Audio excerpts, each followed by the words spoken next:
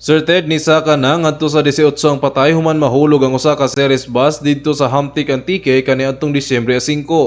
Gibutyag sa PDRRMO sa Antique nga si Michael Tolentino nga pasado alas 10:20 sa takna sa kagabion kagahapon namatay ang usa ka babae nga na-admit sa usa ka tambalanan sa Iloilo. Ang babae gilista isip usa sa mga anaa sa kritikal nga kondisyon. Dugang pausab nga ang ubang mga pasahero nga kritikal human maangol sa maong pangitabo anaa pa karon sa tambalanan. Matud usab sa mga otoridad adunay duha ka mga langyaw ang naangol usab sa maong trahedya. Ang series bus nagagikan pa sa Iloilo City ug padung unta sa Antique sa dihang nakahimamat kini og mechanical failure nga mao hinungdang na overshoot kini ug ni diretso sa pangpang nga adunay 100 feet ang gilawmon. Ug certed kini na ang pinakagrabe nga aksidente sa kadalanan nga natala sa tuig 2023 nga atol pa usab sa bulan sa Kapaskuhan. Kini nga aksidente nagpahinumdom nato nga sundon gayud ang blow bagets usa mo biyahe.